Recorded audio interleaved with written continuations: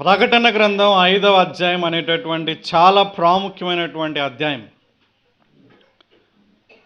వాస్తవానికి మానవ జీవితం యొక్క ముగింపు ఏంటి అనేటటువంటిది ఇక్కడ కనిపిస్తుంది మనకి. ఎన్నో తరాల నుంచి, సంవత్సరాల నుంచి ఎంతోమంది వేదాంతులు, ఎంతోమంది తత్వశాస్త్రజ్ఞులు, అనేక మంది పండితులు భవిష్యత్తు ఏ విధంగా ఉండబోతుంది, మానవుని యొక్క మనుగడ ఏ విధంగా ముగింపు ఉండబోతుంది అనేటటువంటి ఆలోచనలు వాళ్ళు కలిగి ఉన్నారు. వాళ్ళది చాలా పెసిమిస్టిక్ వ్యూ అనమాట.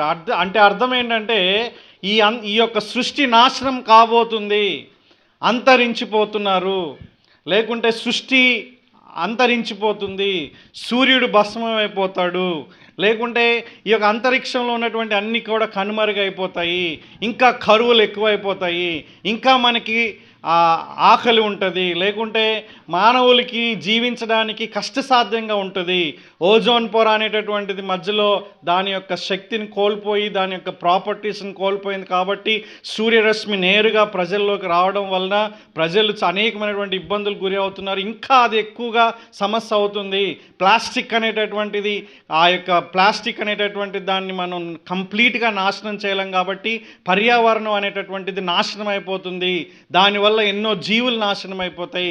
సముద్రంలో ఉన్నటువంటి అనేకమైనటువంటి జలరాశులు, జీవరాశులు ఇవన్నీ కూడా నాశనం అయిపోతున్నాయి. కాబట్టి చాలా భయంకరంగా ఉండబోతుంది మానవుని యొక్క ముగింపు, అంతం. అంటే ఇక చివరి రోజుల్లో రాబోయే రోజులు అనేటటువంటివి చాలా భయంకరంగా ఉంటాయి అని ప్రజలు చెప్తారు. దాంట్లో వాస్తవం ఉన్నప్పటికీ అది కాదు ముగింపు. ముగింపు అనేటటువంటిది చాలా అద్భుతంగా బైబిల్లో ఉంది, చూడండి. ఇది ముగింపు. ఏంటి ముగింపు? గొర్రెపిల్ల సింహాసనాసీనుడుగా ఉంటాడు. 12వ వచనంలో, వారు వధింపబడిన గొర్రెపిల్ల శక్తియు, ఐశ్వర్యమును, జ్ఞానమును, బలమును, ఘనతను, మహిమయు, స్తోత్రమును పొందనర్హుడని గొప్ప స్వరముతో చెప్పుచుండిరి. అప్పుడు ఏం జరుగుతుంది? ఇది important. This is the culmination. ఇది ముగింపు. మీరు దయచేసి అర్థం చేసుకోవాలి. అంతటా పరలోకమందును, భూలోకమందును, భూమి క్రిందను, సముద్రంలోనూ ఉన్న ప్రతి సృష్టం అనగా వాటిలోనున్న సర్వమును, అంటే పరలోకంలో, భూలోకంలో సమస్త జీవరాశులు కూడా చేసేటటువంటి పని ఏంటంటే సింహాసనాసీనుడై ఉన్నవానికిని గొర్రె పిల్లకును స్తోత్రమును, ఘనతయు, మహిమయు, ప్రభావమును యుగ యుగములు కలుగుగాకని చెప్పుట వింటిని. ఇది యోహాను భక్తుడు, అపోస్తలుడైనటువంటి యోహాను తన వృద్ధాప్యంలో పద్మాస్ ద్వీపంలో పరవాసిగా ఉన్నప్పుడు ఆయన విన్నటువంటి యొక్క లేఖనం, లేకుంటే ఆయన విన్నటువంటి వాక్యం అన్నమాట. ఇది భవిష్యత్తు గురించినటువంటిది. మన భవిష్యత్తు ఏ విధంగా ఉండబోతుంది, మన ముగింపు ఏ విధంగా ఉండబోతుంది అనేటటువంటిది తెలియజేసేటటువంటిది. మన ముగింపు ఏంటో తెలుసా అండి? 24 మంది పెద్దలతో, కోటాను కోట్ల దేవదూతలతో, ఆ 4 జీవులతో, అనేక మంది సకల పరిశుద్ధులతో దేవుణ్ణి నిత్యం మనం ఆరాధించేటటువంటి ఆరాధనే మనకు ఒక ముగింపు. హల్లెలూయా. సో ఎంత అద్భుతంగా ఉండబోతుందో తెలుసా అండి? ఎంత రమ్యంగా ఉండబోతుందో తెలుసా మన యొక్క ముగింపు? ఇది జరగబోయేటటువంటిది. ప్రతి వంశంలో నుంచి, ప్రతి తెగలో నుంచి, ప్రతి జాతిలో నుంచి, ప్రతి మతంలో నుంచి, ప్రతి కులంలో నుంచి, ప్రతి ఒక్క అన్నిట్లో నుంచి కూడా దేవుడు తనకు ప్రజలుగా కొనుక్కున్నటువంటి వాళ్ళు ఆయన్ని మనసారా, సంపూర్ణంగా, యథేచ్ఛగా, నేరుగా ఆయన ఆరాధించేటటువంటి ఒక సమయం రాబోతుంది అనేటటువంటిది మనం తెలుసుకోవాలి. అది ముగింపు. ఆ వెలుగులో మనం ఎట్లా జీవించాలనేది ఈరోజు నేర్చుకోవాలి. మన ముగింపు అనేటటువంటిది మనకేదో కరువులు వచ్చేసి మనం ఏదో నాశనం అయిపోయి మనం ఇంకా జీవించడానికి మనుగడ లేకుండా పోతుంది అనేటటువంటిది మన ముగింపు కాదు. మన ముగింపు చాలా అద్భుతంగా ఉండబోతుంది. మన యొక్క ముగింపు, మన జీవితం యొక్క ముగింపు చాలా సుందరంగా ఉండబోతుంది. అనారోగ్యంతో, ఈ లోకంలో అనేకమైనటువంటి ఇబ్బందులతో, ప్రతికూలతలతో, ఈ లోకంలో అన్సర్టనిటీ అంటారు, అంటే అభద్రతా భావంతో ఎప్పుడు ఏం జరుగుతుందో తెలియనటువంటి అయోమైనటువంటి లోకంలో జీవిస్తున్న మనకి ఒక బంగారు భవిష్యత్తు మనకు ఉండబోతుంది. బంగారు తెలంగాణ లేకపోయినా బంగారు జీవితం, బంగారు భవిష్యత్తు మనకి ఖచ్చితంగా 100% మాట తప్పనటువంటి దేవుడు మనకి ఇచ్చాడు. ఆకాశం భూమి గతించిన ఆయన మాటలు గతించవు. కాబట్టి ఇది ఒక గొప్ప భరోసా మనకి. ఈ రోజున మహాలక్ష్మి పథకం వస్తుంది, లేకుంటే ఇంకో పథకం వస్తుందని వాళ్ళని నమ్మి మనం పత్రాలు ఇస్తున్నాం. అది కొంతమందికి జరగవచ్చు, కొంతమందికి జరగకపోవచ్చు. కానీ ఇక్కడ వాస్తవం ఏంటంటే ఆయన్ని నమ్ముకున్నటువంటి వారిని సిగ్గుపరిచే దేవుడు కాదు ఆయన. ఆయన్ని నమ్ముకున్న ప్రతి ఒక్కరిని, ప్రతి ఒక్క వ్యక్తిని కూడా ఆయన తన యొక్క మహిమ గలటువంటి శరీరంతో మనల్ని నింపి, మనల్ని ఒక పునరుత్థాన శరీరంతో పెట్టి, మనం అందరితో పాటు ఆయన ఆరాధించేటటువంటి ఆరాధికులుగా ఆయన ఒక రోజున చేయబోతున్నారు. That becomes our future. ఒక రోజున మనం దేవాతి దేవుణ్ణి, మన యేసయ్యని, మన కోసం ప్రాణం పెట్టి తిరిగి లేచినటువంటి ఆయన్ని మనసారా పూజింపబోతున్నాం. మనసారా ఆయన్ని మనం ఆరాధించబోతున్నాం. ఆయన్ని కల్లారా చూడబోతున్నాం మనం. కాబట్టి ఆ వెలుగులో మనం ఎట్లా జీవించాలనేటటువంటిది ఇప్పుడు చాలా ఇంపార్టెంట్. ముగింపు అనేటటువంటిది వర్షిప్ అయితే, ఆరాధన అయితే, మన జీవితంలో ఆరాధన ఎంత ప్రాముఖ్యమైనటువంటిది ఉండాలో ఆలోచన చేయండి. ఈరోజు మనం నేర్చుకునేటటువంటి అంశం ఏంటంటే ఆరాధన, వర్షిప్. దేవుణ్ణి ఆరాధించడం యొక్క ప్రాముఖ్యత గురించి ఈరోజు మనం నేర్చుకోబోతున్నాం. This is one of the very very important factors in the Bible గ్రంథంలో ఇది చాలా అత్యంత ప్రాముఖ్యమైనటువంటి ఒక కాన్సెప్ట్ అన్నమాట. దయచేసి అర్థం చేసుకోవాలి మనం. ఎంత ప్రాముఖ్యమైనదంటే మీరు కనుక యోహాను సువార్త 4:24 చదివితే మనకు ఒక విషయం మనకు అర్థమవుతుంది. యోహాను 4:24లో దేవుని వాక్యం ఈ విధంగా సెలవిస్తుంది: దేవుడు ఆత్మ గనుక ఆయన ఆరాధించువారు ఆత్మతోనూ సత్యంతోనూ ఆరాధించవలెను. ఇక్కడ వరకు మనం చదువుతున్నాం, చాలా ఇంపార్టెంట్ ఇది. స్వయాన దైవ కుమారుడైనటువంటి యేసుక్రీస్తు ప్రభువు చెప్పినటువంటి మాటలు. దేవుణ్ణి ఆరాధించేటటువంటి వాళ్ళు ఆత్మతో సత్యముతో ఆరాధించాలని చెప్తున్నాడు. ఒక స్థలానికి పరిమితం కాదు. అలాగే మన ఆరాధన ట్రూత్ఫుల్గా, సత్యంగా ఉండాలి అనేటటువంటి విషయాన్ని ఇక్కడ చెప్తున్నాడు. కానీ దాని తర్వాత, దానికి ముందు ఆ యొక్క సందర్భంలో చెప్పినటువంటి ఒక పాయింట్ ఏంటి తెలుసా అండి? తండ్రి నిజమైన ఆరాధికుల కోసం ఆయన వెతుకుచున్నాడు. చూడండి 23వ వచనంలో, అయితే యథార్థముగా ఆరాధించువారు ఆత్మతోనూ సత్యంతోనూ తండ్రిని ఆరాధించు కాలం వచ్చుచున్నది, అది ఇప్పుడు వచ్చే ఉన్నది. తన్ను ఆరాధించువారు అట్టివారే కావాలని తండ్రి కోరుచున్నాడు. దేవుడు కోరుకుంటున్నాడు. ఏం కోరుకుంటున్నాడు దేవుడు? నన్ను ఆరాధించే వాళ్ళు ఆత్మతో సత్యంతో ఆరాధించాలని కోరుకుంటున్నాడు. ఇంకో మాటలో దేవుడు ఏం కోరుకుంటున్నాడు? మన దగ్గర నుంచి ఆరాధనని కోరుకుంటున్నాడు ఆయన. హీఈస్ డిజైరింగ్, హీఈస్ లాంగింగ్, లేకుంటే ఆయన మన దగ్గర నుంచి కోరుకుంటున్నాడు ఆయన. ఇది ప్రజలు చేస్తే నాకు బాగుంటుందని ఆయన ఆలోచిస్తున్నాడు. ఇక్కడ మీరు దయచేసి ఒక విషయాన్ని ఇక్కడ అర్థం చేసుకోవాలి.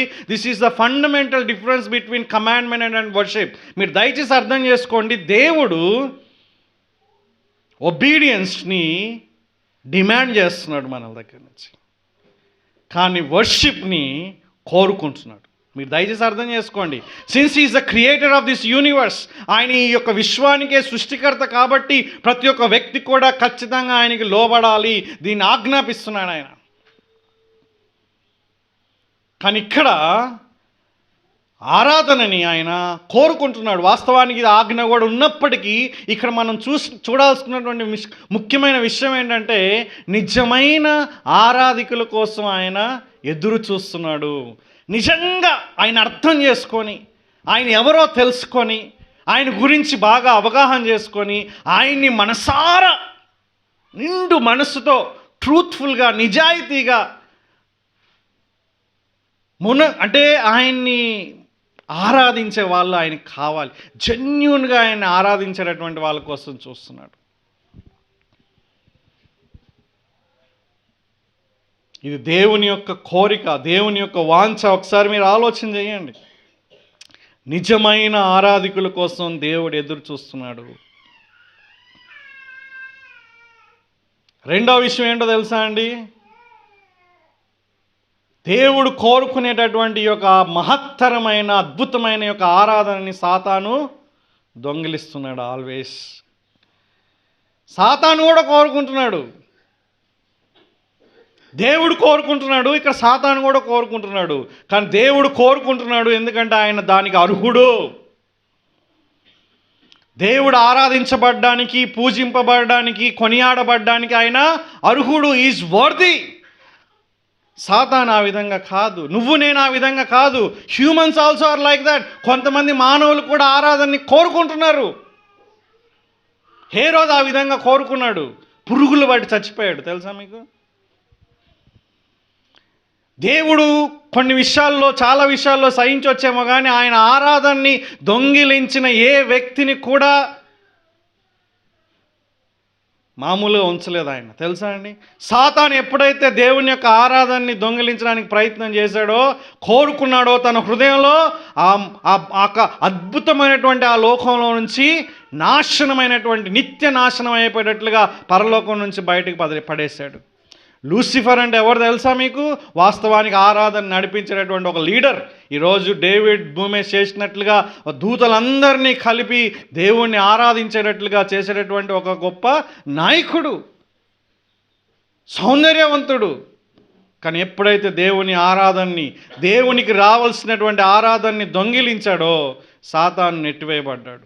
హేరోదు ఎప్పుడైతే అటువంటి కోరిక కలిగి ఉన్నాడో పురుగులు పట్టి చనిపోయాడు. అంటే ఇక్కడ మనకి ఏం కనిపిస్తుందంటే దేవుడు ఈ విషయంలో రోషం కలిగినటువంటి వాడు. ఆయన ఎవ్వరికి కూడా ఇది ఇవ్వలేనటువంటి వాడు, ఇవ్వనటువంటి వాడు. దయచేసి అర్థం చేసుకోవాలి. దేవుడు ఆరాధనని స్వీకరించడానికి అర్హుడు. ఆ ఆరాధన ఎవరికి ఇవ్వడు. ఆ ఆరాధన ఎవరు కూడా ఆరాధించబడ్డానికి ఆయన ఇవ్వలేడు. ఈ రెండు పాయింట్లు చాలా ఇంపార్టెంట్. ఆరాధించబడ్డానికి ఎవరికి అనుమతి ఇవ్వడు, అలాగే ఆరాధించబడ్డానికి ఎవరికి అనుమతి ఇవ్వలేడు. అర్థమవుతుందా? ఎందుకు ఇవ్వలేడు తెలుసా అండి? ఎందుకంటే ఆయన మాత్రమే ఆరాధనకి యోగ్యుడు. ఆయన మాత్రమే చేయగలిగింది వేరే వాళ్ళకి ఎట్లా ఇవ్వగలడు? ఆయన మాత్రమే అర్హుడు, ఇంకెవరు కూడా అర్హులు కాదు. అందుకే ఆయన ఆరాధించమని చెప్తున్నాడు, ఎందుకంటే ఆయన అర్హుడు కాబట్టి. చాలా చాలా ప్రాముఖ్యమైనటువంటి విషయం. అయితే ఇక్కడ ఒక కండిషన్ ఏంటంటే, ఆ దేవుణ్ణి ఆరాధించడానికి మనకు ఉన్నటువంటి ఒక గొప్ప షరతు ఏంటంటే, ఇది చాలా ఇంపార్టెంట్. రిచర్డ్ ఫోస్టర్ అనేటటువంటి ఒక వ్యక్తి సెలబ్రేషన్స్ ఆఫ్ డిసిప్లిన్స్ అనేటటువంటి ఒక పుస్తకం, చాలా ప్రాముఖ్యమైన పుస్తకం. ఇంగ్లీష్ భాష వచ్చిన వాళ్ళందరూ కూడా ఖచ్చితంగా చదవాల్సినటువంటి పుస్తకం. ఆయన చెప్పినటువంటి విషయం ఏంటంటే, only saved people can worship. రక్షణ పొందినటువంటి వారు మాత్రమే దేవుణ్ణి నిజంగా ఆరాధించగలరు. రక్షణ అనేటటువంటిది లేకుండా దేవుణ్ణి ఆరాధించడం అసాధ్యం. పాటలు పాడొచ్చేమో, నువ్వు చప్పట్లు కొట్టొచ్చేమో, ఆరాధనకు సంబంధించినటువంటి కొన్ని కార్యక్రమాలు నువ్వు చేయొచ్చేమో, బట్ నిజంగా నువ్వు దేవుణ్ణి ఆరాధించాలంటే నువ్వు రక్షణ పొంది ఉండాలి. రక్షణ పొందిన వ్యక్తి యొక్క ఆరాధన దేవుడు స్వీకరిస్తాడు, లేకుంటే స్వీకరించబడుతుంది. రక్షణ లేనటువంటి వ్యక్తి, ఏ వ్యక్తి కూడా దేవుణ్ణి నిజంగా ఆత్మతో సత్యముతో ఆరాధించలేడు. దయచేసి అర్థం చేసుకోవాలి. ఇది మనం దీంట్లో వ్యక్తిగత ఆరాధన ఉంది, అలాగే కార్పొరేట్ వర్షిప్ మనం ఇంతకుముందు చేసినట్లుగానే ఉంది. దీన్ని మనం నేర్చుకునే ముందు మీకు కొన్ని బెనిఫిట్స్ చెప్పాలని ఆశపడుతున్నాను. ఆరాధించినప్పుడు మనకు వచ్చేటటువంటి లాభాలు రాసుకోండి, ఇవి చాలా ఇంపార్టెంట్. లేకుంటే ఆరాధించినప్పుడు నువ్వు కోరుకున్నా కోరుకోకపోయినా వచ్చేటటువంటి ఫలితాలు, ద రిజల్ట్స్ ఆఫ్ వర్షిప్. నువ్వు ఆరాధించినప్పుడు నీలో జరిగేటటువంటి పనులు కొన్నిసార్లు మనం అది గుర్తించలేకపోవచ్చు. రైట్? 3 విషయాలు ఉన్నాయి. ఈ 3 విషయాలను కూడా మనం నేర్చుకొని తర్వాత అసలైనటువంటి సందేశంలోకి మనం వెళ్దాం. ఏంటి తెలుసా అండి? ఇది దేవుని నువ్వు ఆరాధించినప్పుడు నీ జీవితంలో అత్యంత సంతృప్తిని, ఆనందాన్ని నువ్వు కలిగి ఉంటావు. దేవుణ్ణి ఆరాధించినప్పుడు మాత్రమే నువ్వు సంపూర్ణమైన సంతోషాన్ని, సంపూర్ణమైనటువంటి తృప్తిని నువ్వు కలిగి ఉంటావు. అందుకు దేవుడు నిన్ను ఆరాధించమంటున్నాడు. చూడండి, ఇక్కడ దేవుడు ఆయన్ని ఆరాధించమని చెప్పిన దానికి ఆయన అర్హుడైనప్పటికీ కూడా మన బెనిఫిట్ గురించి ఆలోచిస్తున్నాడు. అక్కడ తెలుసా అండి, మన బెనిఫిట్ ఆయన ఆలోచిస్తున్నాడు. దేవుణ్ణి ఆరాధించాలంటే, లేకుంటే దేవుణ్ణి ఆరాధించినప్పుడు మనకు కలిగేటటువంటి విషయం ఏంటంటే ఒక గొప్ప తృప్తి. ఇంకో మాటలో చెప్పాలంటే, ఆ తృప్తి కలిగినప్పుడే దేవుణ్ణి మనం ఆరాధించగలం. ఆ తృప్తి అనేటటువంటి దేవుని ఆరాధించడానికి మనల్ని దారి తీస్తుంది. దయచేసి అర్థం చేసుకోవాలి, చాలా ఇంపార్టెంట్ పాయింట్. జాన్ పైపర్ గారు మీకు చాలాసార్లు చెప్పినటువంటి స్టేట్మెంట్ ఏంటి తెలుసా అండి, మనం ఆయనలో ఎంత సంతృప్తి చెందుతామో అంతగా దేవుడు మహిమపరచబడతాడంట. అంటే మనం ఆయనలో సంతృప్తి చెందాలని, ఆయనలో ఆనందించాలని, అంటే మనం సంతోషంగా ఉండాలని దేవుడు కోరుకుంటున్నాడు. ఇక్కడ విషయం ఏంటంటే, దయచేసి అర్థం చేసుకోండి, ప్రాముఖ్యమైనటువంటి విషయం ఏంటంటే, దేవుడి కన్నా ఆనందాన్ని ఇచ్చేది ఈ లోకంలో ఏదైనా ఉందా? దేవుడి కన్నా సంతృప్తినిచ్చేది ఈ లోకంలో ఏదైనా ఉందా?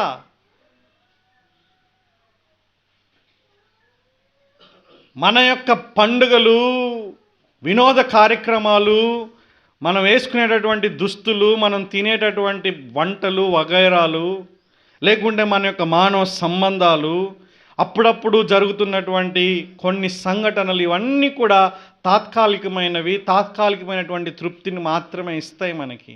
కానీ నిత్యమైనటువంటి తృప్తిని, యెహోవాను సంపూర్ణంగా వెదికేటటువంటి వారు హృదయమందు వెతుకువారు వాళ్ళు గొప్పగా సంతోషిస్తారని దేవుని వాక్యం చెప్తుంది. హృదయంలో సంతోషిస్తారని దేవుని వాక్యం చెప్తుంది. అంటే మనం సంతృప్తిగా ఉండాలనేటటువంటి దేవుని కోరిక. దయచేసి అర్థం చేసుకోండి, హీ డిజైర్స్ మనం సంతోషంగా ఉండాలి. ఆ మనం ఎక్కడ వెతుకుతాం దాన్ని? ఈ లోకంలో వెతుకుతాం. కానీ ఆయన దగ్గర వెతకాలనేటటువంటిది మనం ఇక్కడ నేర్చుకోవాలి. ఎప్పుడైతే మనం మనసారా దేవుణ్ణి స్తుతిస్తామో, మనసారా ఆయన్ని ఆరాధిస్తామో, అప్పుడు మనకు వచ్చేటటువంటి తృప్తి మామూలుగా ఉండదు. నువ్వు నిజంగా దేవుణ్ణి ఆరాధన చేసినప్పుడు ఆ తృప్తిని నువ్వు కొలవలేవు. ఆ తృప్తి అనేటటువంటిది నువ్వు మాటల్లో వివరించలేవు. ఆ తృప్తి అనేటటువంటిది నీ ఊహకు అందనటువంటిది, మామూలు కాదు అది. ఆ ఎక్స్పీరియన్స్ గుండా నేను వెళ్ళాలని దేవునికి మనం ప్రార్థన చేస్తాం. ఇంకొక విషయం, యెషయా గ్రంథం 6వ అధ్యాయంలో మనకందరికి తెలిసినటువంటి విషయం ఏంటండి? యెషయా గ్రంథం 6వ అధ్యాయంలో యెషయా అనేటటువంటి ఒక గొప్ప ప్రవక్త దేవుడు ఆరాధించబడేటటువంటి ఆ గొప్ప సంఘటన ఆయన చూస్తాడు. చాలా ప్రాముఖ్యమైనటువంటి లేఖన భాగం. ఉజ్జియా అనేటటువంటి ఒక వ్యక్తి చనిపోయినప్పుడు దేవుడు, నేను సార్వభౌముణ్ణి, సర్వాధికారి అయినటువంటి దేవుణ్ణి, రాజులకే రాజుని, ప్రభువులకే ప్రభువుని, నేనున్నాను అనేటటువంటి విషయాన్ని అక్కడ చూపించినప్పుడు అక్కడ జరిగినటువంటి ఒక సంఘటన మనకు ఆశ్చర్యం అనిపిస్తుంది. చూడండి, రాజు అయిన ఉజ్జియా మృతి నొందిన సంవత్సరమున అత్యున్నతమైన సింహాసనం నందు ప్రభు ఆసీనుడై ఉండగా నేను చూచి తిని. నేను అంటే యెషయా. ఆయన చొక్కాయి అంచులు దేవాలయమును నిండుకొనెను. ఆయనకు పైగా శరాపులు నిలిచి ఉండిరి.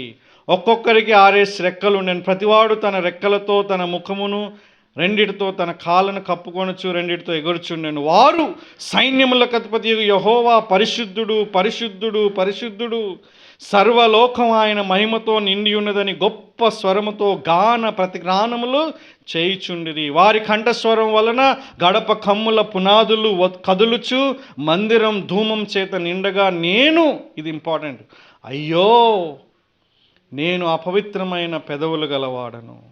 అపవిత్రమైన పెదవులు గల మనుషుల మధ్య నివసించువాడను. నేను నశించి తిని రాజును సైన్యములకు అధిపతి యెహోవాను నేను కన్నులారా చూచితిని అనుకుంటాను. వర్షిప్, నిజమైన వర్షిప్, ఆ యొక్క ఆరాధన, దేవుడు ఎవరు అనేటటువంటిది మనం తెలుసుకుంటున్నప్పుడు, ఆయన ఆరాధిస్తున్నప్పుడు మనం ఎవరమో అనేటటువంటిది మనకు తెలుస్తుంది. We will become aware of who we are. మనం ఎవరమో మనం గుర్తించగలం. ఆయన ఆరాధిస్తుండగా మనం ఎవరో మనకు అర్థమవుతూ ఉంటుంది లోపల. మన పరిస్థితి, మన యొక్క స్థితి, మనం ఏమై ఉన్నాము అనేటటువంటి దేవుని యొక్క పరిశుద్ధత వెలుగులో, దేవుని యొక్క లక్షణాల వెలుగులో మనల్ని మనం అద్దంలా చూసుకోగలిగినటువంటి ఆ యొక్క పరిస్థితి మనకు వస్తుంది.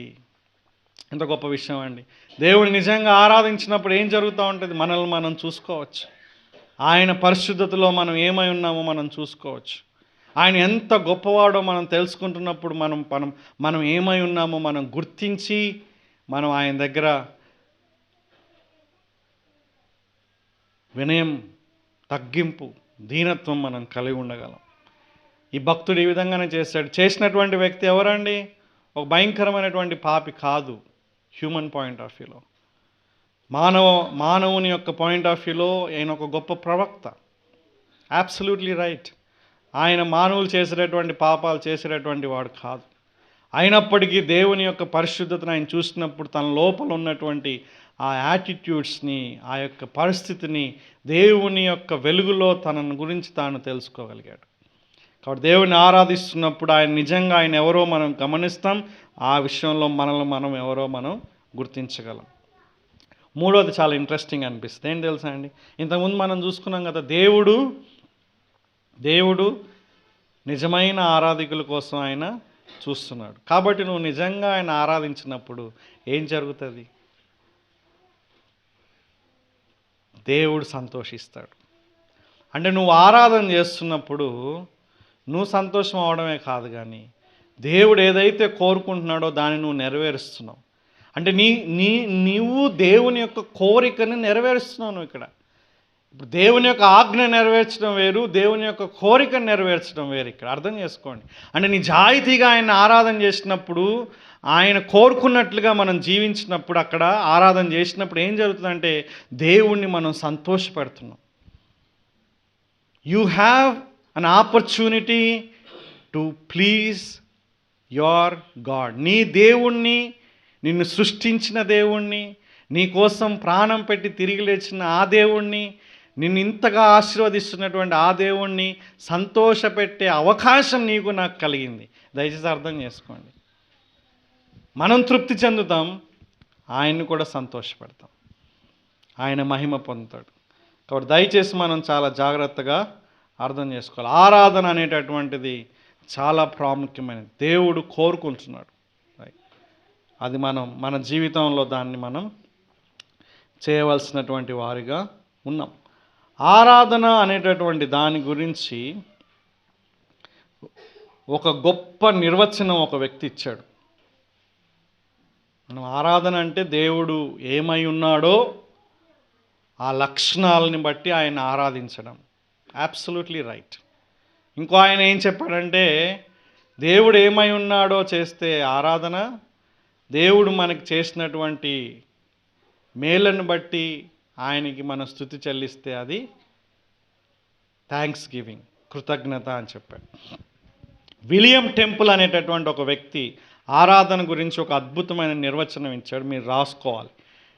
ఆరాధన అనగా మన స్వభావం అంతటితో దేవునికి లోబడుట, అది మన మనస్సాక్షిని పరిశుద్ధపరచుకున్నటకు వేగిరపడుట, ఆయన సత్యముతో మన మనస్సుని పోషించుకొనుట, మన తలంపును ఆయన సౌందర్యంతో పవిత్రపరచుకొనుట, ఆయన ప్రేమ కొరకు మన హృదయాన్ని తెరిచి ఉంచుట, ఆయన ఉద్దేశానికి మన ఇచ్చను లేదా కోరికను సమర్పించుకొనుట.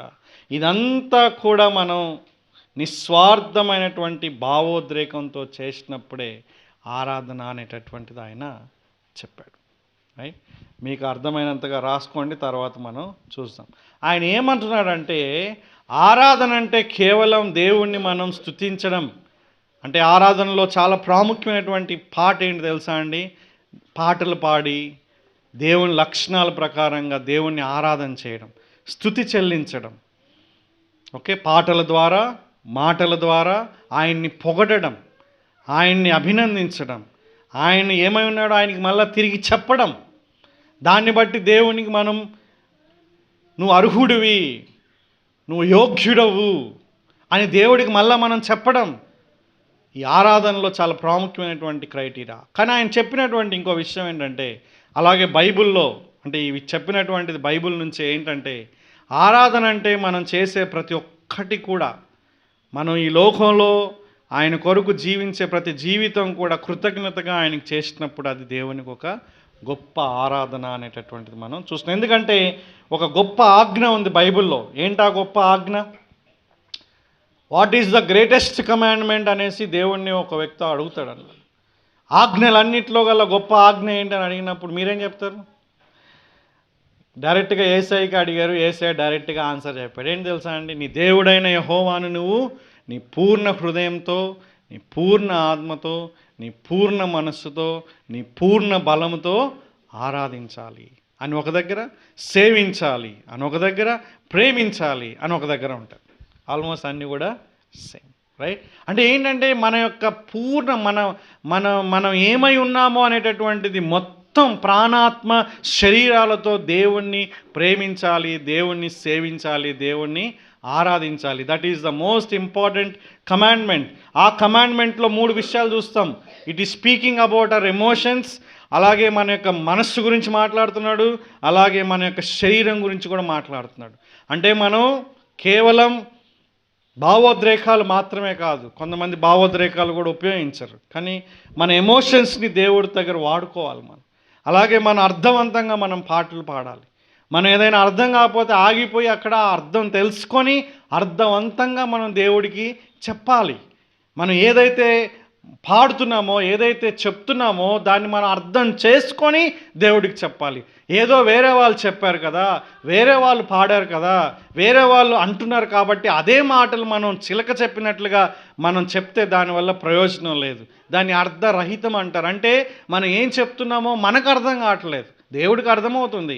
కానీ మనం అర్థం చేసుకొని అక్కడే జెన్యూన్గా నిజాయితీగా దేవుడికి చెప్పాలి. నువ్వు ఫలానా వ్యక్తివి, నీలో ఫలానా లక్షణం ఉంది, ఈ లక్షణం బట్టి నేను నిన్ను స్తుతిస్తున్నాను, ఈ విషయం బట్టి నేను ఆనందిస్తున్నాను, అభినందిస్తున్నాను, నిన్ను పొగుడుతున్నాను ప్రభువా అనేసి నువ్వు యథార్థంగా దేవుడికి చెప్పడమే ఆయన్ని పూర్ణ మనసుతో ఆరాధించడం. అలాగే పూర్ణ బలంతో మన శరీరం దేవునికి ఒక ఆరాధనగా, మన వయసు ఉన్నప్పుడే, బలం ఉన్నప్పుడే మన శరీరంతో, మన బలంతో మనం దేవుని ఆరాధన చేయాలి.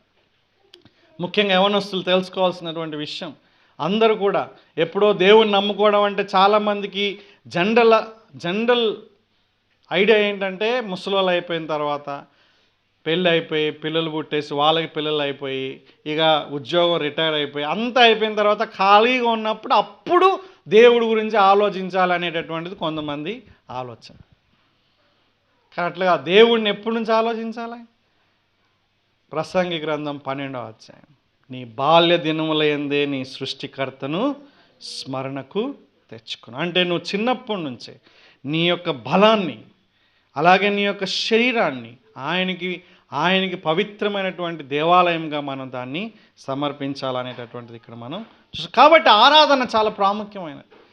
Worship is very important. ఇంకో రకంగా చెప్పాలంటే వర్షిప్ అనేటటువంటిది ఒక గొప్ప ఆత్మీయ క్రమశిక్షణ. ప్రార్థన చేసినట్లుగా, వాక్యం చదువుతున్నట్లుగా ఆరాధన కూడా మన జీవితంలో ఒక గొప్ప క్రమశిక్షణ అవ్వాలి. వ్యక్తిగతంగా ప్రతిరోజు కూడా దేవుణ్ణి ఆరాధించే వారిగా మనం ఉండాలి. అర్థమవుతుందా అండి? అలాగే మనం వ్యక్తిగతంగా ఆరాధించి, కుటుంబంగా ఆరాధించి, సంఘంగా వచ్చినప్పుడు కూడా మనం సంఘంగా దేవుణ్ణి ఆరాధించే వారిగా ఉండాలి. ఇది ఒక ఆత్మీయ క్రమశిక్షణను ఎప్పుడు కూడా మనం మర్చిపోకూడదు. ఏంటి క్రమశిక్షణ అంటే? రెగ్యులర్గా చేసేది, రైట్? ఎప్పుడో ఒకసారి చేసేటటువంటి దాన్ని క్రమశిక్షణ అనరు. రెగ్యులర్గా చేస్తేనే దాన్ని క్రమశిక్షణ అంటారు. మనం క్రమశిక్షణతోనే అన్నం తింటాం కదా, ఎప్పుడు పడితే అప్పుడు తినాం కదా. క్రమశిక్షణగా ఉదయం తింటాం, మధ్యాహ్నం తింటాం, సాయంత్రం తింటాం. క్రమశిక్షణతో నిద్రపోతాం, నైట్ పనుకుంటాం, మళ్ళీ ఉదయం లేస్తాం. క్రమశిక్షణలు ఈ క్రమశిక్షణలో కొన్ని మనం ఈజీగా చేయగలిగినవి ఉన్నాయి, కొన్ని ఈజీగా చేయలేనివి కూడా ఉన్నాయి. ముఖ్యంగా చేయలేని దానిపైన క్రమశిక్షణ అనేటటువంటిది ఎక్కువగా ఎంఫసైజ్ చేస్తారు. ఏదైతే మంచిదో, ఏదైతే చెయ్యాలో దాన్ని ఇష్టమైనా లేకపోయినా చేసేదాన్ని క్రమశిక్షణ అంటారు. సో ఇక్కడ మనం చూస్తే ఈ యొక్క ఆరాధన అనేటటువంటిది ఆత్మీయ క్రమశిక్షణ అని కూడా మనం తెలుసుకోవాలి. క్రమశిక్షణ చాలా ప్రాముఖ్యమైనటువంటి. ప్రార్థన చేస్తాం మనం, కానీ ప్రార్థనకి దీనికి చాలా తేడా ఉంది. రైట్? ఆరాధనలో కూడా కొంతమంది ప్రార్థన చేస్తారు. ఆరాధన అంటే ఆరాధనే. చెప్పండి, ఆరాధన అంటే ఏంటి? దేవుడు ఏమై ఉన్నాడో, దేవుడు మనకి ఏం చేస్తాడో దాన్ని బట్టి దేవుడిని ఏం చేయాలి? ఆరాధించాలి, స్తుతించాలి, కొనియాడాలి, అభినందించాలి. అడగకూడదు. ఆరాధన అన్నప్పుడు కూడా మళ్ళీ అడిగితే ఎట్లా? ఒక్క విషయం అడగొచ్చు మనం. ఏంటది? ప్రభువా నన్ను సంతృప్తిపరచు నాయన, నీ మహిమను చూపించు ప్రభువా. ఇట్లాంటి మాటలు దేవుణ్ణి ఆరాధనలోకి నడిపిస్తాయి. ఎందుకంటే నువ్వు ఎంతగా సంతృప్తి చెందితే ఆయన అంతగా ఆరాధించబడతాడు. ఆ పాయింట్ ఆఫ్ వ్యూలో ప్రభువా నీ ప్రేమని ఇంకా ఎక్స్పీరియన్స్ అవ్వడానికి సహాయం చేయి అంటే ఆయన గుణలక్షణాలని, అంతేగాని మనం మిగతా ప్రార్థన రిక్వెస్ట్లు విన్నపాలు అవి కాదు. దేవుని యొక్క మహిమను చూడాలని, దేవుణ్ణి ఆరాధించాలని, దేవుణ్ణి స్తుతించాలని, ఆయన గురించినటువంటి జ్ఞానం ఇంకా రావాలని, నీ జ్ఞానంలో నేను ఎదగాలి ప్రభువా అనేటటువంటి ఈ ప్రార్థనలు కూడా దేవుని ఆరాధించినట్లే. పౌలు చేసేటటువంటి ప్రార్థనలు, యేసయ్య చేసేటటువంటివి. దయచేసి మనం చూడాలి వాటన్నిటిని. కాబట్టి మనం ఇటువంటి దాన్ని మనం మన జీవితంలో కొనసాగించడానికి కొన్ని గైడ్ లైన్స్ మీకు నేను చెప్తున్నాను. జాగ్రత్తగా మీరు వినండి. నెంబర్ వన్ గైడ్ లైన్, లేకుంటే స్టెప్స్, సూచనలు. మనం దేవుణ్ణి మంచిగా ఆరాధించడానికి మనకున్నటువంటి కొన్ని ప్రాముఖ్యమైన విషయాలు. ఐ థింక్ 6 ఉన్నాయి. వ్యక్తిగతంగా, కార్పొరేట్గా మనం చేసేటటువంటిది. దేవుని యొక్క లక్షణాలని బాగా చదవాలి. ఏమంటున్నారు? దేవుని గురించినటువంటి జ్ఞానం మనం కలిగి ఉండాలి. లేకుంటే దేవుని లక్షణాలని మనం చదువుతూ ఉండాలి. ఎప్పుడైతే మనం దేవుని గురించి చదువుతామో, దేవుని గురించి ఎంతగా తెలుసుకుంటామో, ఆయన లక్షణాలని బాగా మనం స్టడీ చేస్తుంటే ఏం జరుగుతుందండి? మనకి ఆరాధన మన లోపల నుంచి వస్తుంది. నువ్వు దేవుని గురించి కేవలం కృపామయుడు, కేవలం దయామయుడు, కేవలం కరుణామయుడు తప్పితే ఇంకేం తెలియకపోతే కష్టం. దేవుని లక్షణాల్లో బాగా తెలిసిన ఏంటంటే ప్రేమ, కృప, దయ, అంతే. ఇంకా వేరే చాలా ఉన్నాయి. వీటిల్లో కూడా ఇంకా చాలా లోతైనటువంటి విశ్లేషణ మనకు ఉంది. కాబట్టి దేవుని గురించినటువంటి లక్షణాల గురించిన పుస్తకాలు చదవాలి, లిటరేచర్ చదవాలి, అటువంటి మెసేజ్లు వినాలి. అర్థమవుతుంది? దానికి సంబంధించినటువంటి వాక్య భాగాలని కంఠస్థం చేయాలి. దయచేసి చేయండి ఆ పని. అర్థమవుతుందండి? దేవుని గురించినటువంటి విషయాల పట్ల మనం గొప్ప ఏమంటారు దాన్ని పని మనం చేయాలి. జార్జ్ డి వాట్సన్ అనేటటువంటి ఒక వ్యక్తి ఈ యొక్క మంచి మాట చెప్పాడు. ఎవరైనా ఈ జార్జ్ వాట్సన్ అనేటటువంటి ఈ వ్యక్తి గురించి ఏడబ్ల్యూ టోజర్ అనేటటువంటి వ్యక్తి చెప్తున్నాడు.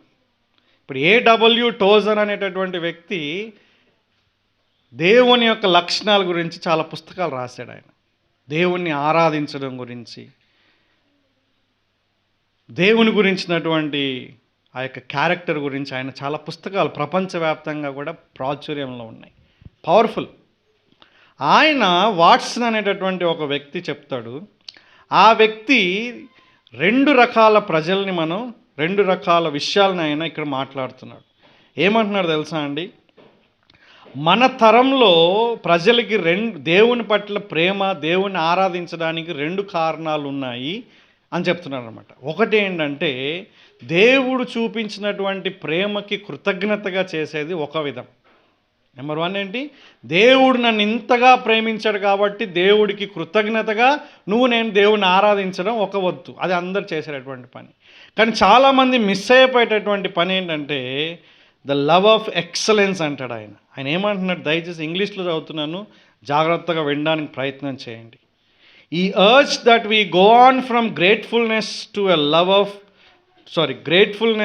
love of God just because he is a God and because of the excellence of his character. Unfortunately, God's children rarely go beyond the boundaries of gratitude. I seldom hear anyone in worshipful prayer admiring and praising God for his eternal excellencies. అంటే ఆయన ఏమంటున్నాడంటే, నేను చాలా తరచుగా దేవుని యొక్క మహోన్నతమైన లక్షణాలను బట్టి ప్రజలు ఆరాధించడం అనేటటువంటిది నేను వింటాను అంటున్నాడు ఆయన. ఎక్కువ శాతం ప్రభువా నన్ను ప్రేమించావు, నీకు వందనాలు, నా కోసం సిలువలో చనిపోయి వందనాలు. Absolutely right. అవి ఖచ్చితంగా మన యొక్క ఆరాధనలో, మన ప్రార్థనలో ఇవన్నీ భాగమై ఉండాలి. కానీ ఇంకా ఎక్కువగా మనం దేవుణ్ణి స్తుతించాలంటే, ఘనపరచాలంటే ఏం చేయాలి? మనం ఆయన గురించి ఇంకా ఎక్కువగా తెలుసుకోవాలి. మనం ఆయన లక్షణాలు ఒక్కొక్కటి డీటెయిల్డ్గా బైబిల్ మొత్తంలో ఏముందో మనం తెలుసుకోవాలి. రక్షణ పొందినటువంటి ప్రతి ఒక్కరూ, పొందాలనుకున్న ప్రతి ఒక్కరు ఇవి తెలుసుకోవాలి, తీరాలి మనం. దీని గురించి మనకి రిసోర్సెస్ ఉన్నాయి దేవుడి దయ వల్ల. పాల్ వాషర్ గారు రాశారు నోయింగ్ గాడ్, దేవుణ్ణి జ్ఞానంలో ఎదుగుట అనేటటువంటి పుస్తకం మీకు ఆల్రెడీ ఉంది మీ దగ్గర. ఆ లేఖనాలని చదవండి. ఆ లక్షణంలో ఇంకా మీరు ఆ లక్షణం గురించి ఇంకా ఎక్కువ ధ్యానం చేయండి. మీకు ఎంత మంచి రిసోర్సెస్ ఉన్నాయి చూడండి. బుక్స్ చదవండి, మంచిగా ఉంటుంది అన్నమాట. చాలా ఇంపార్టెంట్. ఆ విధంగా చదివినప్పుడు ఏం జరుగుతుంది?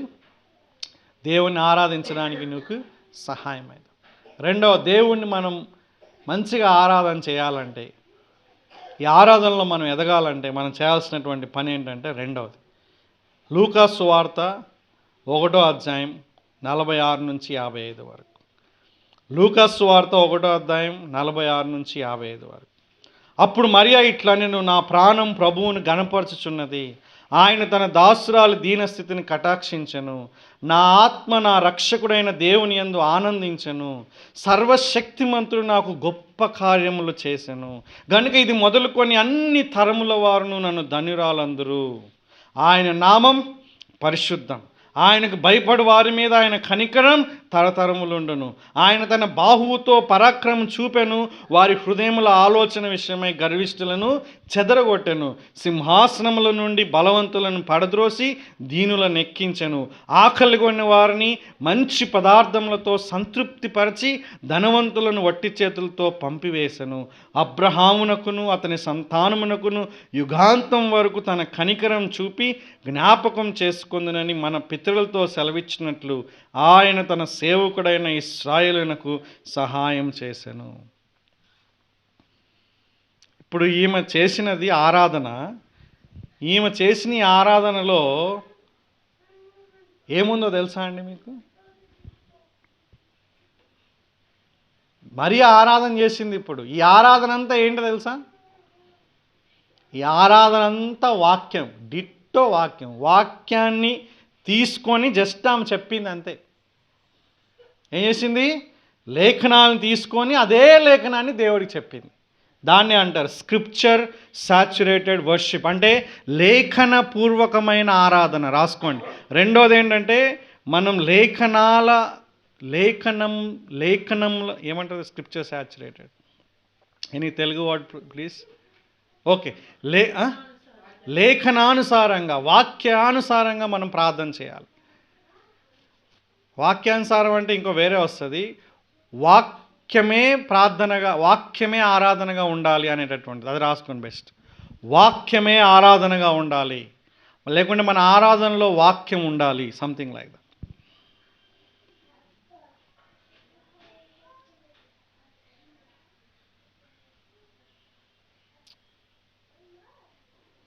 ఇప్పుడు మీరు ఏం చేస్తారంటే, దీని అర్థం ఏంటో తెలుసా అండి? ఫర్ ఎగ్జాంపుల్, ఇప్పుడు మనం రెవల్యూషన్ మనం చదివాం కదా, ప్రకటన చదివాం. ప్రకటనలో 5వ అధ్యాయం చదివిన తర్వాత దేవుణ్ణి ఆరాధించాలి. ప్రభువా, నీవు గొర్రె పిల్లవు నాయన, నువ్వు వదకు తేబడినటువంటి వాడు, నీకే మహిమ నాయన, నీకే ఘనత, నీకే ప్రభావం. ఆ 24 మంది పెద్దలు నిన్ను పూజిస్తున్నారు, 4 జీవులు మిమ్మల్ని పూజిస్తున్నారు, అందరూ కూడా మిమ్మల్ని ఆరాధిస్తున్నారు. అవన్నీ కూడా మీకు రావాలంటున్నారు. మీకు మహిమ కలుగును గాక ప్రభువా. మా కోసం మీరు రక్తం ఇచ్చారు ప్రభువా, మా కోసం ప్రాణం పెట్టారు నాయన, మా భవిష్యత్తు గొప్పగా ఉండబోతుంది అని ఆ లేఖనాన్ని పట్టుకుని దేవుని ఆరాధన చేయాలి. వింటున్నారా మీరు? లేఖనం చదివి లేఖనాన్ని బట్టి ఆరాధన చేయాలి. సో ఇప్పుడు మీకు ఒక 5 minutes టైం ఇస్తున్నాను నేను మీకు. ఇద్దరుగా కూడి, అంటే పక్కన వాళ్ళతోనే, బైక్ లేయొద్దు, మీ పక్కన వాళ్ళతో ఒక లేఖనం తీసుకోండి, ఏదో ఒక లేఖనం, ఆ లేఖనంతో మీరు ఆరాధన చేయండి.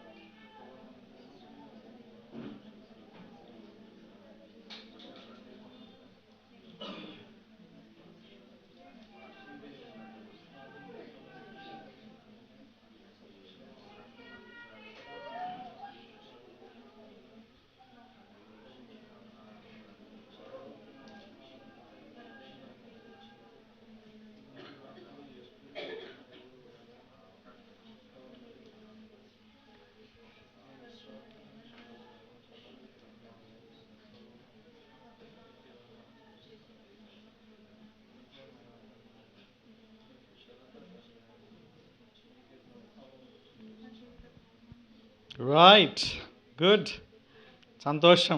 ఎట్లా అనిపిస్తుంది మీకు? మంచిగా అనిపిస్తుంది కదా? మీరు ఉదయం మీరు లేచినప్పుడు ఒక వాక్యం చదివి దేవుని ఆరాధన చేయండి. దేవుని మామూలుగా ఆరాధన చేయండి. ఈ వాక్యం చదివి వాక్యంతో పాటుగా ఆ వాక్యంలో దేవుడి లక్షణాలు మీరు తీసుకెళ్ళి దేవునికి ఆరాధన చేయండి. ఇది చాలా ప్రాముఖ్యమైనది. వింటున్నారా పిల్లలు? This is very very important. Scripture saturated worship.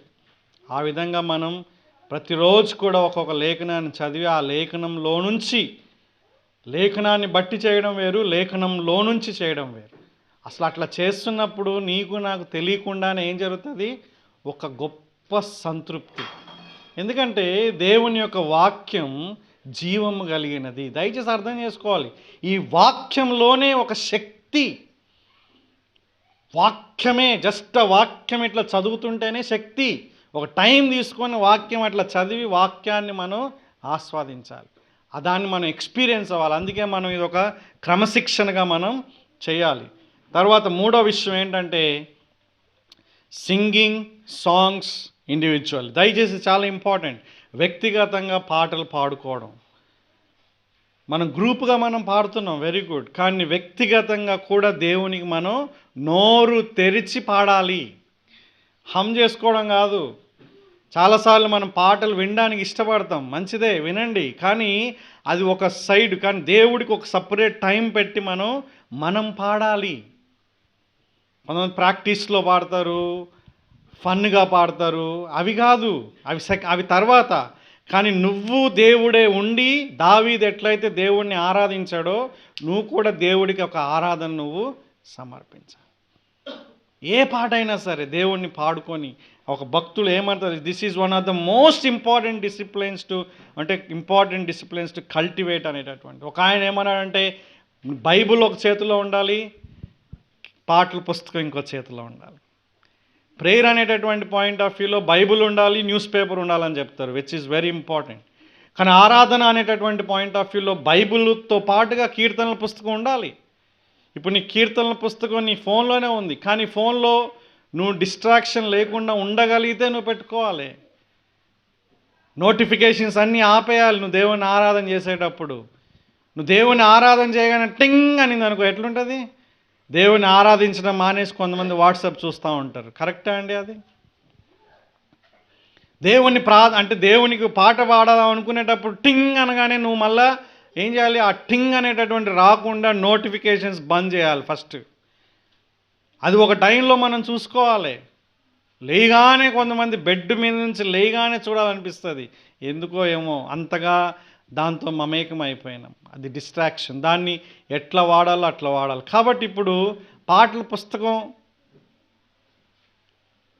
లేకపోతే పాటల్ని కంఠస్థం చేయండి. రైట్? పాటల పుస్తకం కొనుక్కోండి, మంచిది. It's always good. కంప్యూటర్లో ఇట్లాంటి ట్యాబ్స్లో వీటన్నిటిలో డిస్ట్రాక్షన్స్ ఉండవు. రైట్? కాబట్టి లేకుంటే ఫ్లైట్ మోడ్లో పెట్టుకోండి. దానికి మీకు ఇంటర్నెట్లో వైఫై ఉండాలి. Right? Okay, what ever it is. మీరు ప్లాన్ చేయండి. ఎట్లా చేస్తారంటే బైబుల్ ఉండాలి, కీర్తనల పుస్తకం ఉండాలి. ఈ కీర్తనలు అంటే ఈ మధ్యకాలంలో వస్తున్నాయి పాటలు అంతా సోకు డ్యాన్సులే వస్తున్నాయి. రైట్? చాలా కేర్ఫుల్గా ఉండాలి మీరు. You have to be extremely careful. Cinema పాటలు ఎట్లా వస్తున్నాయి అట్లా రిలీజ్ అయిపోయినాయి మన దగ్గర. కేవలం లిరిక్స్ కాకుండా ఆ యొక్క మొత్తం సినిమాలో ఏ విధంగా అయితే అవుతుందో ఇప్పుడు ఆ విధంగా జరుగుతుంది. ఆ పాటలు ఎంటర్టైన్మెంట్ కాదు కదా. మనం పాటలు దేవుని స్తుతించడానికి పాడాలి. కొన్నిసార్లు పాటలు వింటున్నప్పుడు మనం దేవుని ద్వారా తాకబడి, దేవుని చేత మనం ఆదరించబడి, దేవుని చేత మనం ప్రోత్సహించబడతాం. Very good. కానీ కొన్నిసార్లు మనం పాడుకునే ఉంటాయి, కొన్ని పాడుకొని ఉంటాయి. కానీ ఇప్పుడు వస్తున్నటువంటి చాలా వరకు పాటలు చాలా గందరగోళం. ఎందుకంటే ఇప్పుడు ఆత్మ ప్రేరణతో వస్తలేదు, దేవుడు ఇచ్చినప్పుడు వస్తలేదు. ఇప్పుడు ఏంటంటే పాట రాయాలని పాడుతున్నారు అనమాట.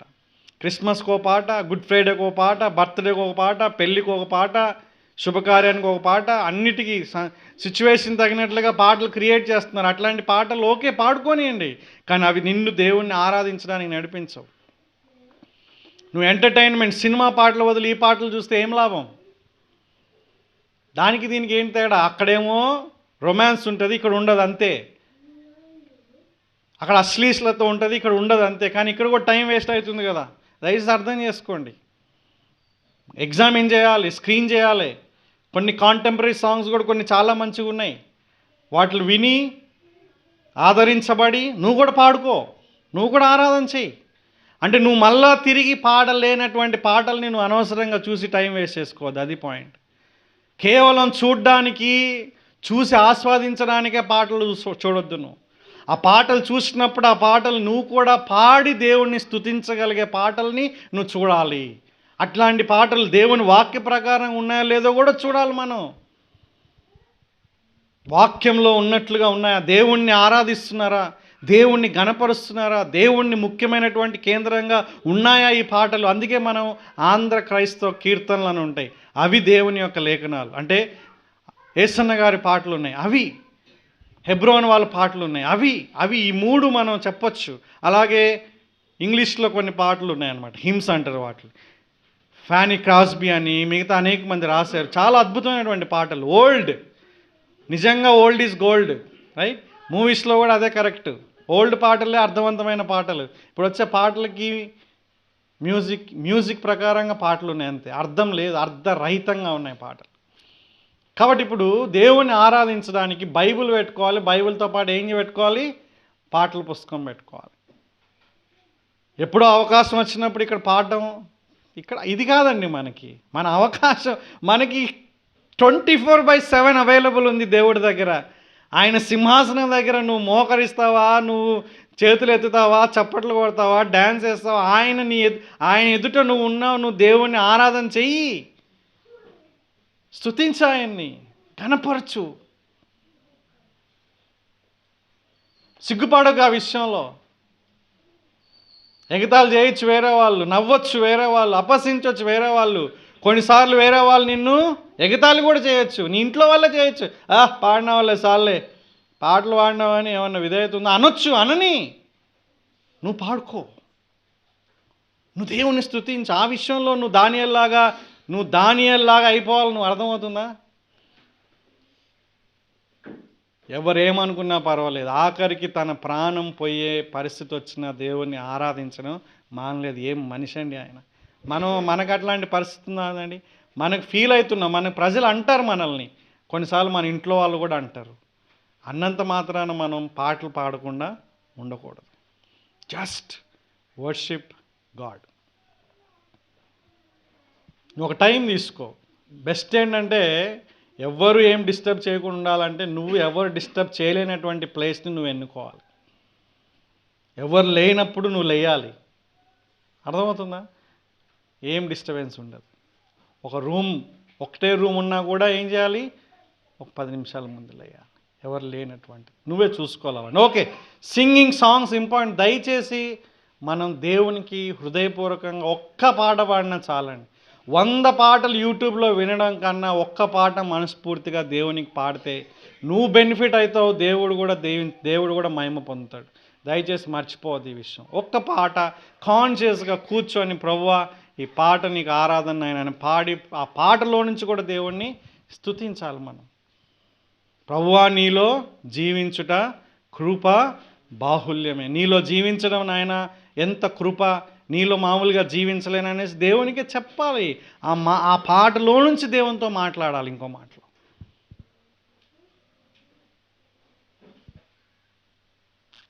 అది ఇండివిజువల్గా. ఇప్పుడు గ్రూప్ పాయింట్ ఆఫ్ వ్యూలో ఇది చాలా ఇంపార్టెంట్. ఈరోజే నేను నేర్చుకున్నా, ఇంతకుముందు చదివిన 2014లో చదివిన ఇది. ఈరోజు మళ్ళీ అట్లా జస్ట్ రిఫ్రెష్ అయినప్పుడు ఆయన కొన్ని 3 విషయాలు నేను ఇక్కడ ఆయన చెప్పినవి చెప్తున్నాను. ఇక్కడ పేజ్ నెంబర్ 211లో ఉంటాయి. అంటే మీ దగ్గర కాదు, బుక్లో, సెలబ్రేషన్ ఆఫ్ డిసిప్లైన్ దాంట్లో, overcome distractions in the church. ఇప్పుడు మనం దేవుణ్ణి ఆరాధిస్తున్నప్పుడు చిన్నపిల్ల అటు ఇటు తిరిగితే మనకేమనిపిస్తుంది? కూర్చోరా, బాగా వచ్చినాడు, అల్లరి చేస్తున్నాడు అనేటటువంటి ఫీలింగ్ లోపల చాలా మనకి కనిపిస్తుంది. అవునా కదా? నువ్వు ఆరాధించాలనుకున్నప్పుడు అవి నీకు డిస్టర్బెన్స్గా అనిపిస్తాయి అన్నమాట. ఆయన చాలా అద్భుతంగా చెప్పాడు. ఆ పుస్తకం తెచ్చుంటే బాగుండేది, నేను పెడతాను మీకు వాట్సాప్లో.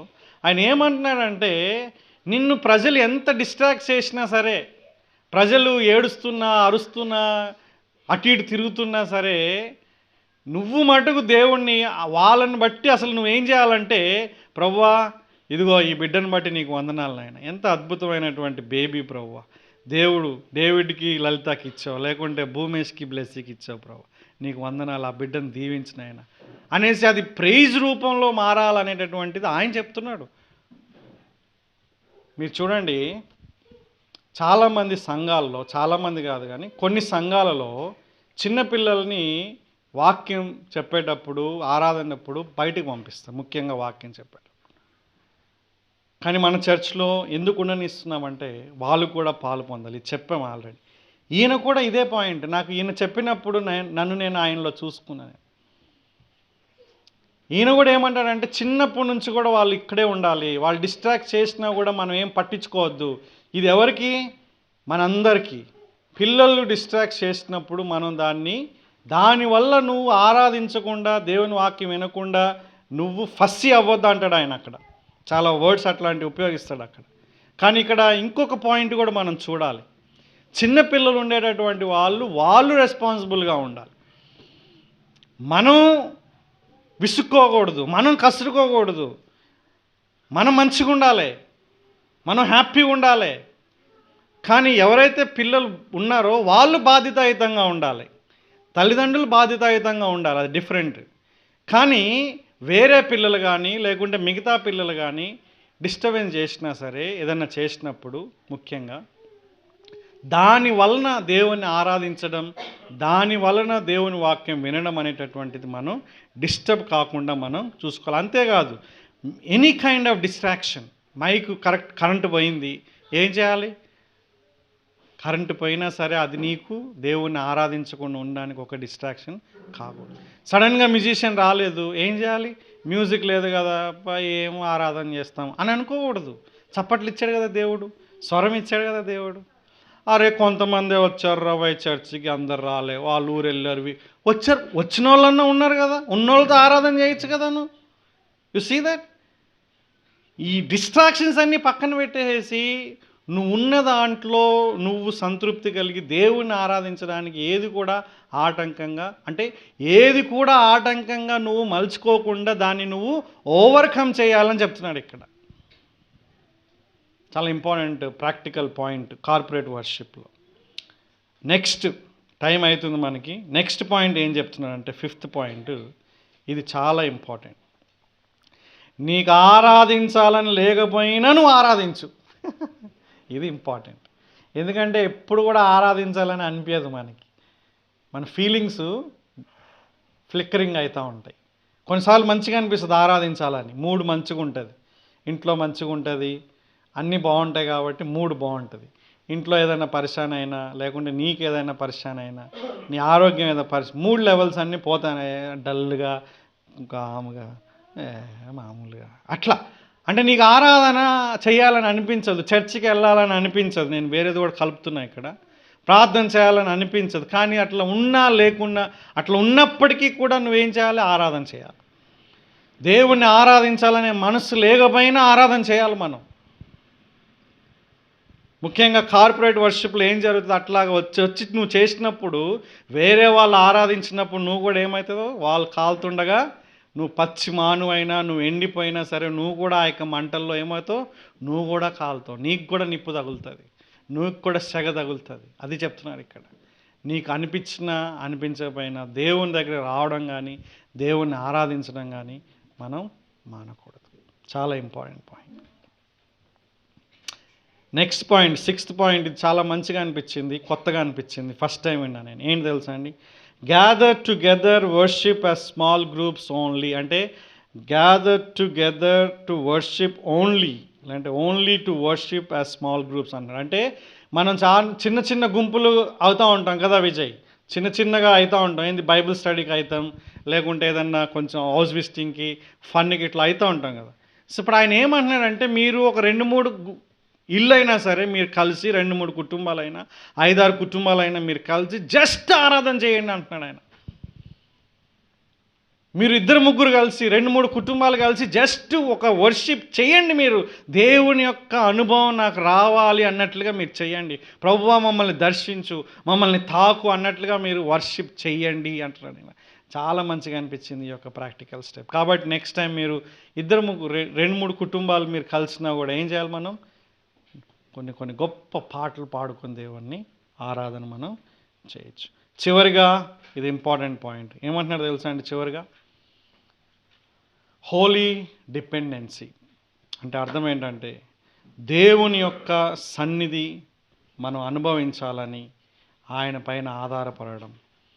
త్రూఅవుట్ ద వీక్ మనం వారమంతా కూడా దీని గురించి దేవుని సన్నిధిలో ఎదురు చూడాలి. ప్రభువా నన్ను దర్శించు, ఆరాధన చేస్తున్నప్పుడు నన్ను తాకు, నీ అనుభవాలు నాకు దయచేయి, నీ సన్నిధి నాకు దయచేయి, నీ యొక్క ఆనందం నాకు దయచేయి, నీ తృప్తి నాకు దయచేయి అని ముందుగా మనల్ని మనం దేవుని మీద ఆధారపడుతూ సిద్ధపరచుకోవాలని చెప్తున్నాడు ఆయన.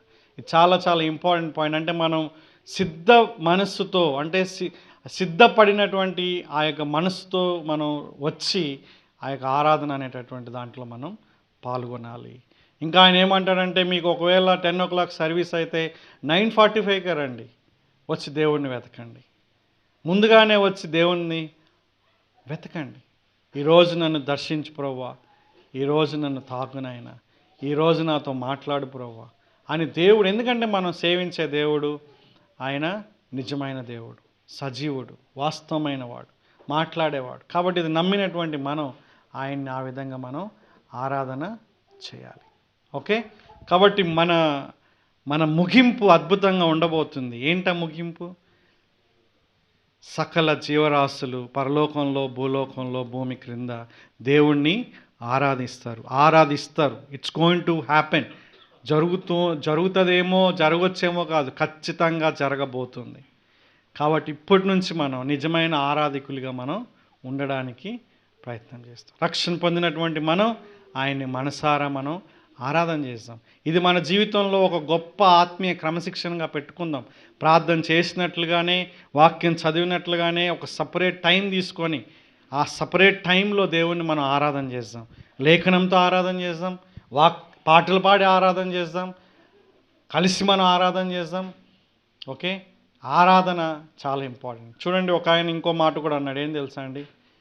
దేవుని యొక్క అల్టిమేట్ గోల్ వర్షిప్ అయితే ఎందుకు ఇంకా దేవుడు ఈ యొక్క లోకంని ఇట్లే పెట్టాడంటే ఇంకా రక్షణ పొందవలసినటువంటి వాళ్ళు చాలామంది ఉన్నారు. కాబట్టి ఒక్కసారిగా రక్షణ పొందిన వాళ్ళందరూ కూడా కంప్లీట్ అయిపోయిన తర్వాత ఆయన అస్సలైనటువంటి ఆ యొక్క ముఖ్యమైనటువంటి ఆరాధన ఒకసారి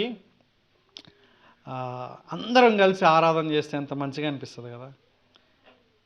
మీరు యూట్యూబ్లో చూసేదానికి సండే పూట చేసేదానికి ఎంత తేడా ఉంటుంది. అందరం చప్పట్లు కొట్టుకుంటాం, మనస్ఫూర్తిగా మనం పాడినప్పుడు, మనం దేవుని ఆరాధన చేసినప్పుడు ఎంత గొప్ప అనుభూతి కదా మనకి, రైట్?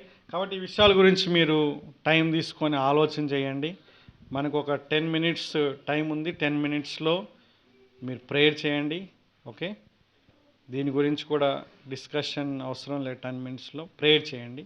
ఆ తర్వాత మనం ప్రభువులో ప్రార్థన చేసుకుందాం. ప్రభువా మీకు వందనాలు. మా యొక్క భవిష్యత్తు, మా యొక్క ముగింపు, ఈ లోకపు ముగింపు చాలా అద్భుతంగా ఉండబోతుంది నాయన. ఈ లోకంలో ఎవరైనా సరే ఆప్టిమిస్టిక్గా ఉండవలసిన వాళ్ళు ఎవరైనా ఉంటే అది మేమే. ఆశావాదులుగా ఉండాల్సింది మేమే ప్రభువా. ఈ లోకం నాయన వాళ్ళ యొక్క కోణంలో చాలా నెగిటివ్ థింగ్స్ విల్ హ్యాపెన్. కానీ ప్రభువా మీ యొక్క కోణంలో మేము చూసినప్పుడు మా యొక్క భవిష్యత్తు చాలా అద్భుతంగా ఉండబోతుంది. ప్రస్తుత పరిస్థితులు ఎట్లున్నప్పటికీ మా యొక్క ముగింపు అనేటటువంటిది చాలా అద్భుతంగా ఉండబోతుంది నాయన. కాబట్టి ఆ వెలుగులో మేము ఇప్పటి నుంచే దానికి మేము సిద్ధపడడానికి సహాయం చేయండి. నిజమైన ఆరాధికులుగా మేము అవ్వడానికి సహాయం చేయండి. అటువంటి కృప మీరు మాకు దయచేయమని యేసుక్రీస్తు నామములో ప్రార్థన చేస్తున్నాను తండ్రి. కాబట్టి మీ దగ్గర షీట్స్ ఉన్నాయి కదా, షీట్స్ ప్రకారంగా ఇద్దరిద్దరు కూడుకొని 10 minutes ప్రేయర్ చేయండి. 10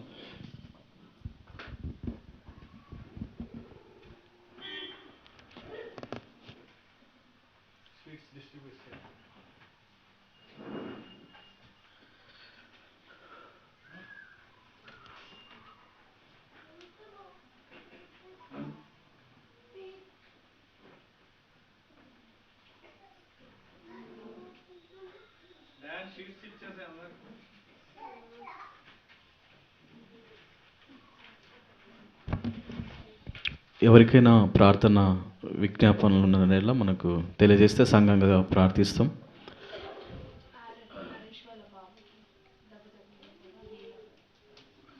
నరేసన్న వాళ్ళ బాబుకి కాఫ్ దగ్గు కదా ఎక్కువ, దెబ్బ తగిలింది, కుట్లు పడ్డాయి, దెబ్బ తగిలింది. బాబు కోసం ప్రేయర్ చేయండి.